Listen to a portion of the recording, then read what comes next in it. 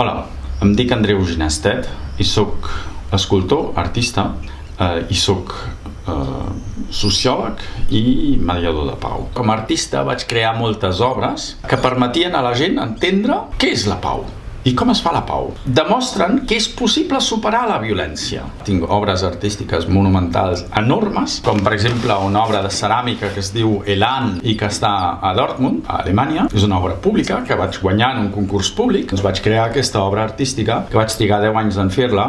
És tota una instal·lació arquitectònica que hi ha al voltant, i aquesta obra explica l'emancipació de l'ésser humà de la violència. I és una obra molt maca, molt cridanera. Una obra que pots trigar tranquil·lament 2 hores en passejar-t'hi endins i descobrir-la.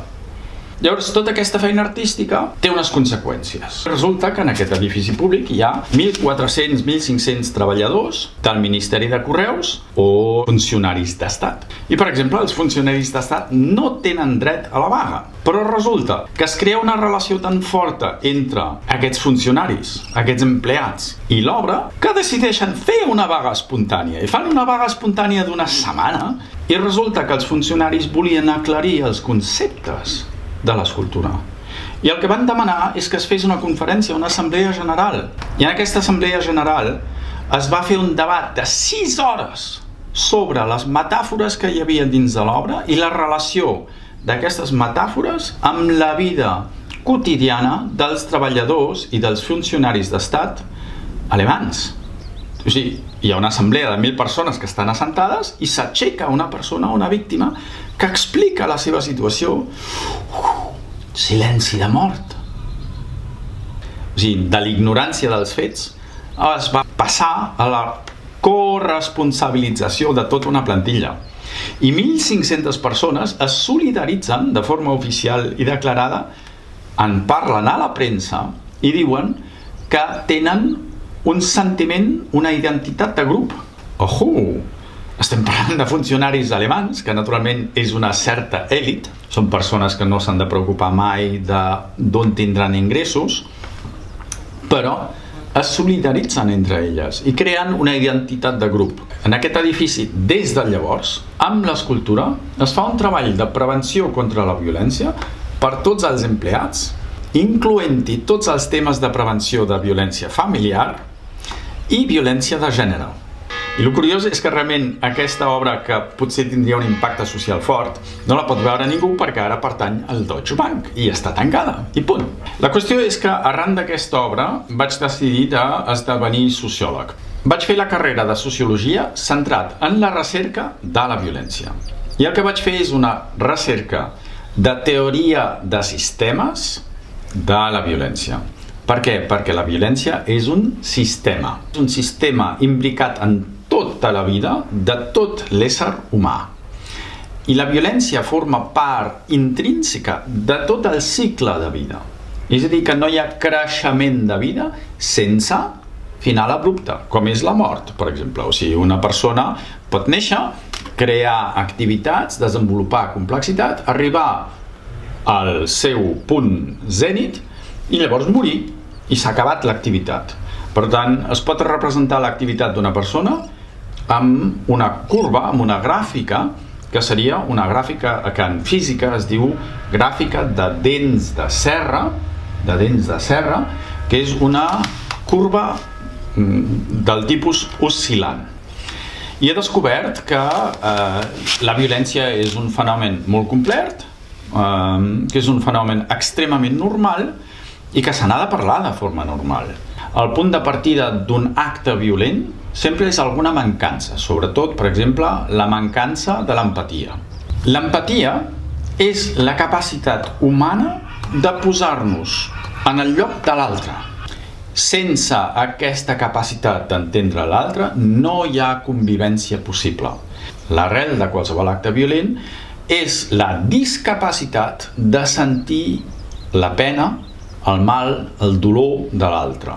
I que aquesta mancança de l'empatia també s'ha d'investigar. I que la investigació de la mancança de l'empatia s'ha d'arrelar també no només en el fet social, en la tradició cultural, perquè la tradició cultural és violenta, sinó que s'ha d'arrelar també en el cos. i s'ha d'arrelar en la biologia. S'ha d'arrelar en la epigenètica. En el moment de sorgir i de néixer qualsevol violència, hi ha una mancança d'empatia que és no només social, derivada dels egoismes socials, té una arrel no només cultural, sinó que també té una arrel biològica. I aquesta arrel biològica la podem mesurar a la sang, en el genoma. I la podem mesurar en el que se'n diu la epigenètica. La epigenètica és la pell que recobreix els cromosomes. I aquesta capa de proteïnes que recobreix el cromosoma és la que determina les funcions del cromosoma. Es pot obrir o tancar. I el procés químic amb el que s'obre o es tanca es diu metilització. I la metilització es fa amb xocs hormonals. És a dir que, per exemple, una situació de trauma, el trauma pot ser que et trobes en una situació desemparat, perquè se te'n va la dona, a la feina et despedeixen, et quedes sense feina, sense casa, sense família, i clar, et pot impactar físicament. Pot ser una violació, pot ser un abús sexual d'un infant. Tots aquests traumes el que creen és un xoc emocional, i aquest xoc emocional va acompanyat d'una inundació d'hormones en el còrtex prefrontal. I cada cèl·lula del còrtex prefrontal es pot veure afectada, més o menys, depenent de la intensitat del flux d'hormones. És a dir, que aquest efecte de la metilització no és sempre absolut. I a més, és reversible. I com és reversible? Amb 3 mesos d'un cert tipus de comportament físic, que és 3 mesos en els que et trobes amb una persona i fas una abraçada de forma regular cada dia, fas una abraçada així tranquil·la, entre 2 amics, de peu, una abraçada, de més de 40 segons. L'efecte és que el cos, com que està en contacte amb l'altre cos, primer s'adapten als ritmes cardíacs i llavors es crea un flux d'hormones. I el flux d'hormones que es crea, que torna a inundar el cervell, és un flux d'oxitocina. I l'oxitocina el que fa és reparar el dany. Torna a obrir el segment de l'empatia. És a dir, que qualsevol persona que ha patit un trauma i que ha perdut l'empatia és recuperable. Estic fent el que fa una farmacèutica. El que passa és que no dono la pastilla, sinó que dono l'abraçada. Que l'efecte físic és el mateix, d'acord? Però és un tractament. I és un tractament que es pot fer a nivell popular. A Grècia, en plena crisi, la gent pot sortir al carrer, emprenyar-se, treure pancartes, tirar pedres, fer de tot, d'acord? O pot sortir al carrer, abraçar-se i posar-se a cantar. Tot això no és de l'àmbit públic. No se'n parla a les escoles. Que m'expliquin a mi per què en el sistema d'educació de primària i secundària es parla de la genètica sense explicar la epigenètica. Que m'ho expliquin. I és arran d'aquest tipus de saber que em van venir a veure militars perquè veien que jo feia conferències, per exemple, a Calgary, a la universitat, i explicava fenòmens d'aquest tipus. I llavors els militars em demanen de preparar-me a l'any 2002, i aquest, per exemple, aquest senyor és un oficial de l'OTAN, un oficial de l'Armada Alemana, i em veieu a mi amb el barret posat i amb el llibre Pax, amb el meu llibre a les mans, explicant les idees que hi ha en el llibre Pax. El llibre Pax és el llibre en el que explico com la humanitat pot arribar a la pau. És a partir d'aquest moment que els militars em fan entrar en un joc en el que assoleixo el rol de mediador de pau. I el mediador de pau què fa? Doncs el mediador de pau explica resultats de la seva investigació, de la seva recerca, els explica a persones que estan implicades en conflictes. Per què? Perquè aquestes explicacions donen vies de sortida noves a conflictes vells. O sigui, em veieu xerrant amb el director de la OTAN de l'estratègia de ciberseguretat. I veieu que el director Quin llibre té a la mà? Una altra vegada el llibre de Pax. Quan es presenta un conflicte realment seriós, que hi ha el risc d'una guerra nuclear, llavors necessiten innovació, necessiten l'efecte sorpresa, necessiten que hi hagi una assemblea general de l'OTAN i que es presenti un mediador de pau que presentarà les solucions per una pau d'una manera completament diferent a la narrativa existent. Perquè les negociacions sempre es fan per guanyar temps, per poder continuar negociant i trobar una solució, que potser no serà immediata, però sí que hi serà. Aquestes solucions concretes comporten molta feina i, a més, molta dedicació. I això és el que fa un negociador de pau de veritat. O sigui, negociadors de pau pagats per estats que representen els interessos dels seus estats. Aquests són els diplomàtics oficials, per exemple. Són els que surten al diari. Nosaltres, els negociadors de pau de veritat, som els que se'n diuen silent diplomats, és a dir, diplomàtics silenciosos.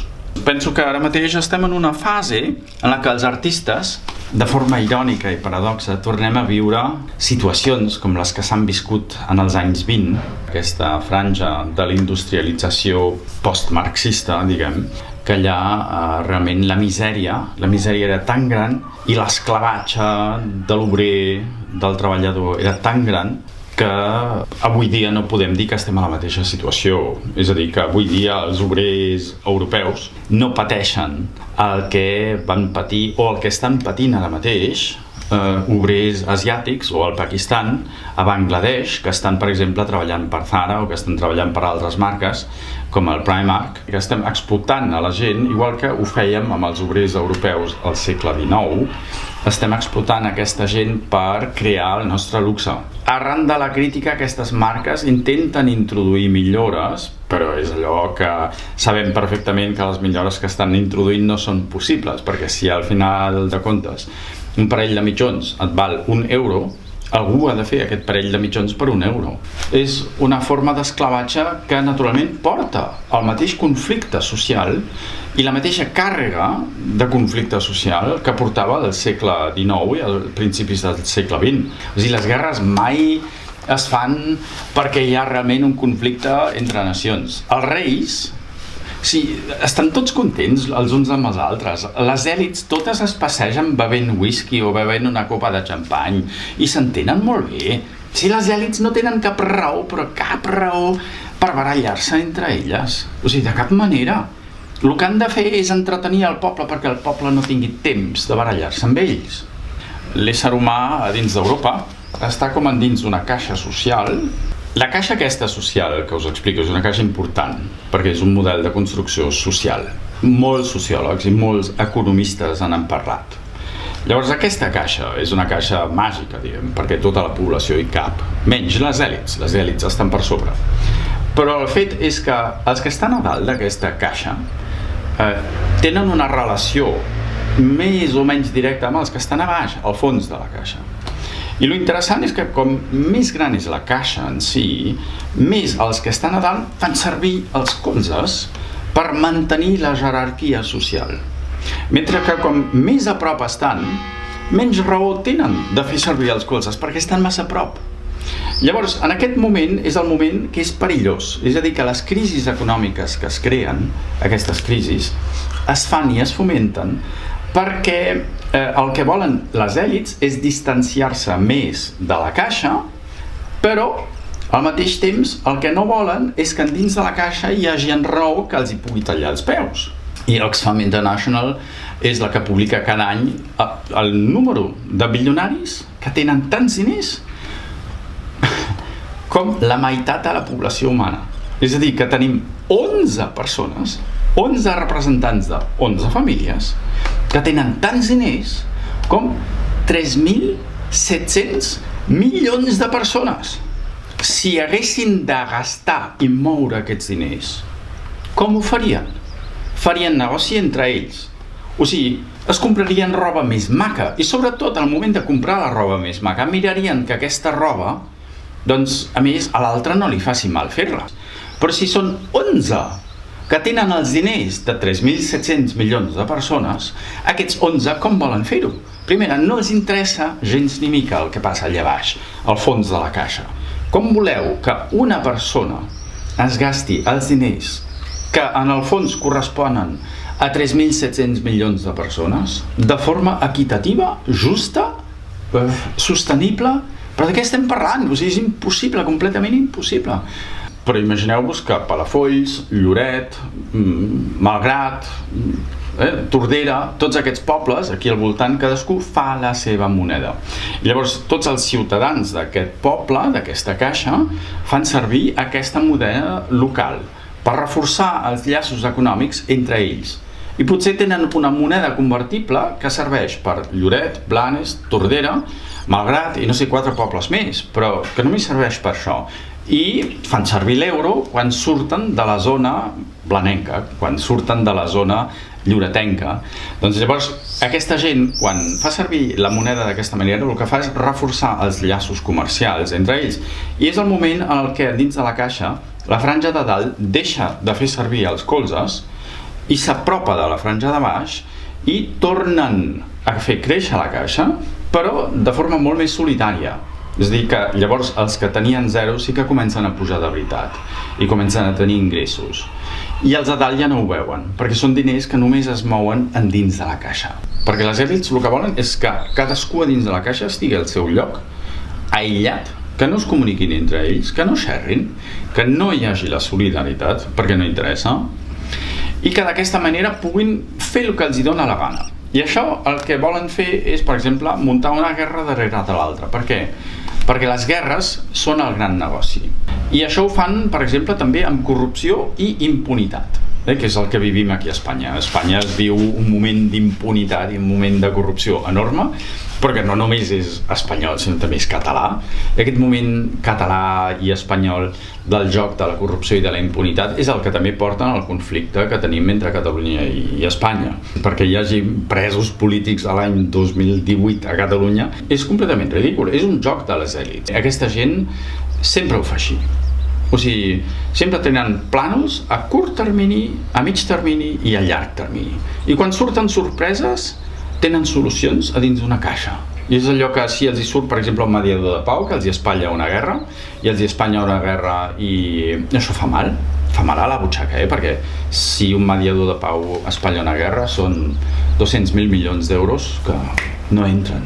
I quan la gent comença a xerrar d'alternatives econòmiques i que comença a pressionar els polítics i tot el moviment de crítica contra el salvament estatal de la banca amb els diners del contribuent, tots aquests, enrenous per treure'ls de sobre creen la guerra i creen els riscos, sinó també donen naturalment la seguretat, és a dir, que creen Frontex. A Arte surten reportatges sobre com les indústries de l'armament són les proveïdores de la seguretat europea. I jo dic, perdoneu, però aquesta tasca no és una tasca ciutadana, no és una tasca nostra. Quina seguretat m'ha de donar a mi una empresa com Frontex? Hi ha una empresa hispano-alemana que fabrica el 50% del tanc Leopard 2, que ara se n'exporten unitats, centenars d'unitats, a Turquia, a Aràbia Saudita. I a Turquia què tenim? Qui és el senyor que tenim a Turquia? Com és que nosaltres participem amb aquesta opressió dels kurds i del poble turc, que no és de l'opinió del senyor Erdogan, i proveïm armament que es fabrica a Espanya? Perquè si realment es fan aquestes guerres, s'entra en conflicte amb altres superpoders, com per exemple Rússia o Xina. I en el moment que s'entra en un conflicte, que ja no és un conflicte proxy, o sigui, en el moment de fer una guerra amb Líbia, encara, però fer la guerra amb Síria no és possible, o fer la guerra amb Ucraïna no és possible, sempre té unes conseqüències greus. Llavors aquí estic xerrant perquè tinc una missió, estic representant els interessos de Rússia, defensant la no intervenció de la OTAN i d'Europa i dels Estats Units a la Ucraïna, que no van fer ni cas, O sigui, és allò que tant la Ucraïna havia enviat representants com jo demanant la no intervenció, demanant que, sisplau, que s'estiguessin quiets, que ja s'arreglarien entre ells.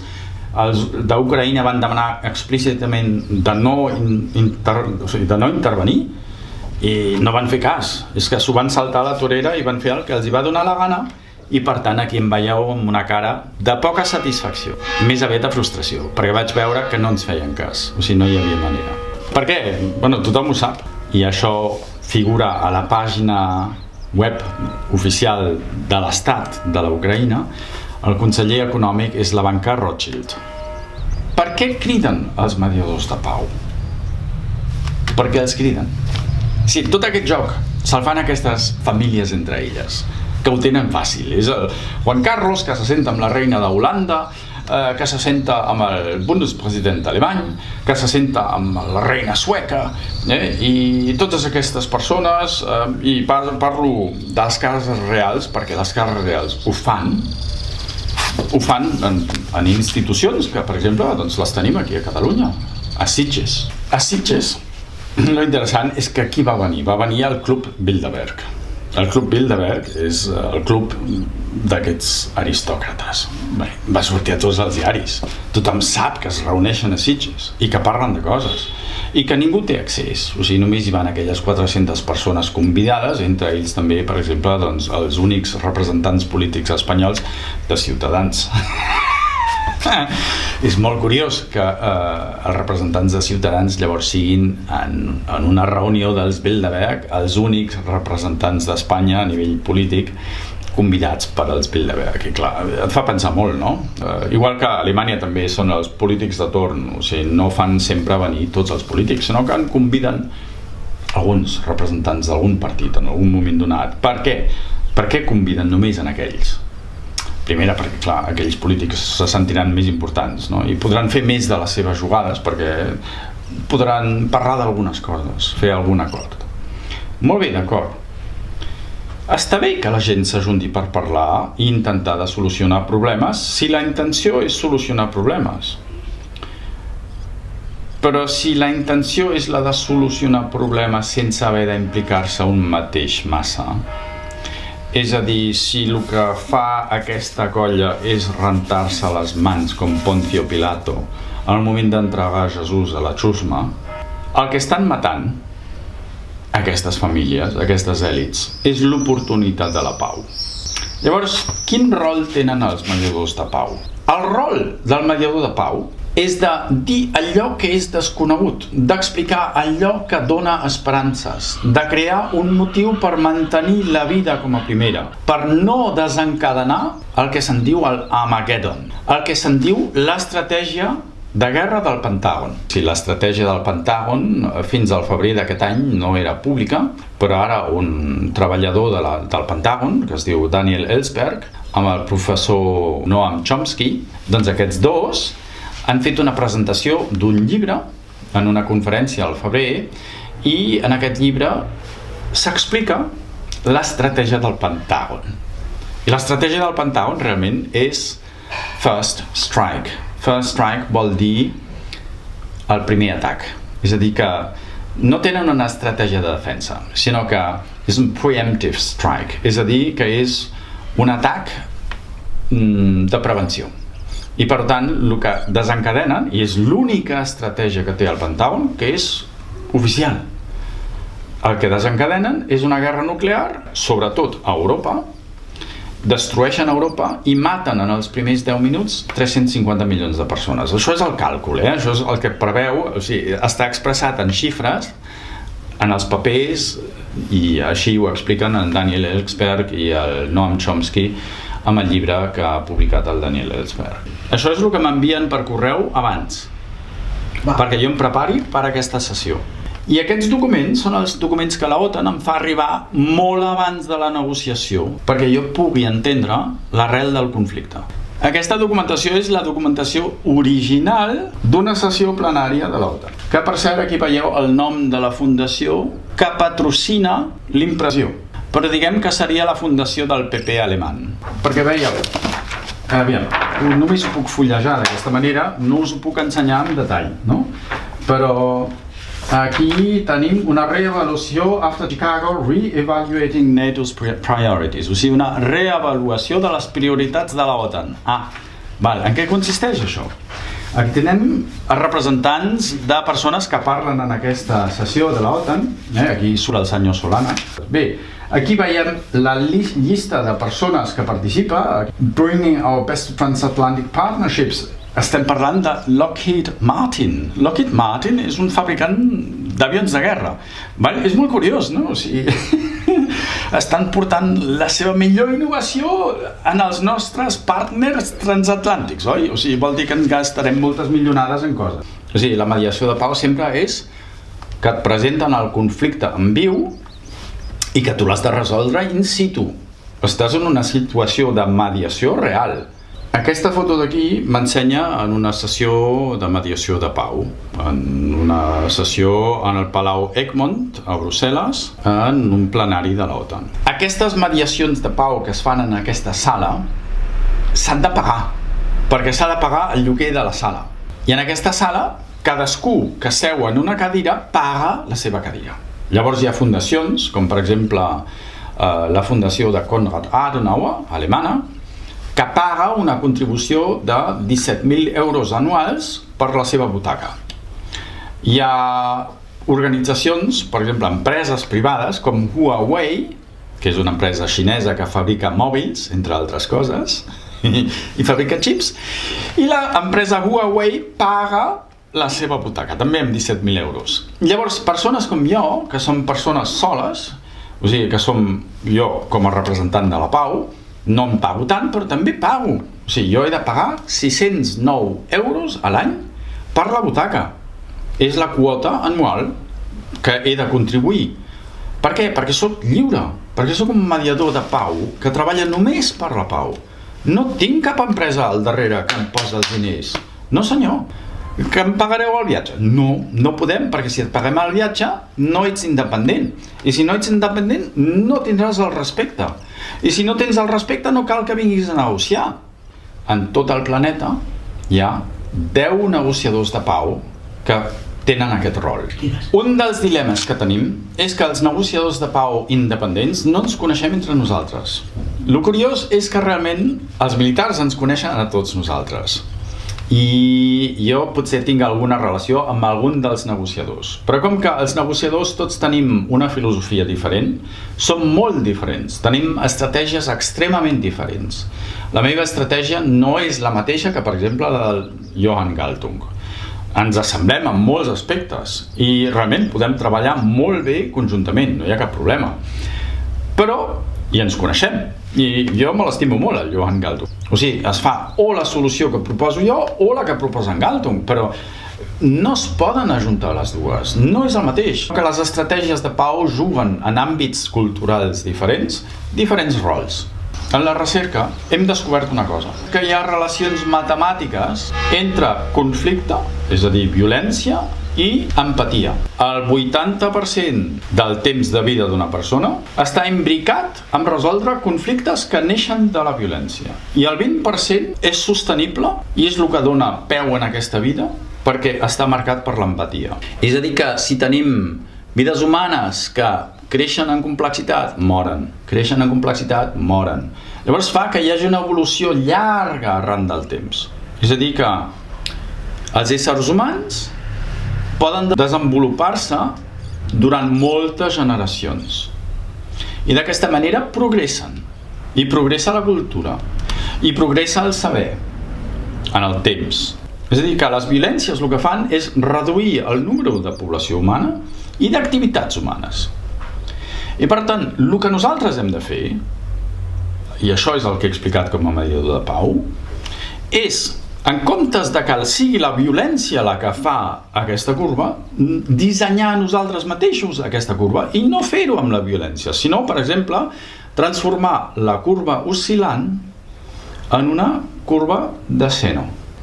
I aquesta curva de seno implica amor i empatia, perquè implica que nosaltres, de forma voluntària, per exemple, decidirem de no crear una economia de guanys, una economia de creixement, perquè el planeta no és interminable. Per tant, el que hem de fer és un vot de castedat. Hem de reduir la nostra activitat de forma voluntària, però no l'activitat intel·lectual. o l'activitat emocional. El que hem de reduir és l'impacte mediambiental. No es tracta de tenir un Mercedes amb un motor de 8 cilindres i un cubicatge de 5.000 centímetres cúbics. Es tracta d'anar en bicicleta. No es tracta de tenir una casa per estiuejar al Pirineu, una altra casa per estiuejar a la costa i el pis de 300 metres quadrats a Barcelona. Es tracta de tenir aquell habitacle sostenible, climàticament adequat, que funciona amb energies renovables, que té circuits tancats de residus, que no crea residus. És això. I això representa un estil de vida molt diferent a l'estil de vida que ens ha venut el capitalisme, que ens ha venut l'industrialització. I tot el que és la recerca sobre la sostenibilitat implica, naturalment, la pau. O sigui, pau i sostenibilitat van extremament vinculats. Una reducció paulatina d'activitats humanes impactant el medi ambient, impactant recursos. És a dir, implica una cultura del reciclatge. L'industrialització està creant, per exemple, un munt de cotxes que surten al mercat que ja ni es venen. O sigui, hi ha cementiris de cotxes nous que no surten al mercat perquè no baixi el preu del vehicle.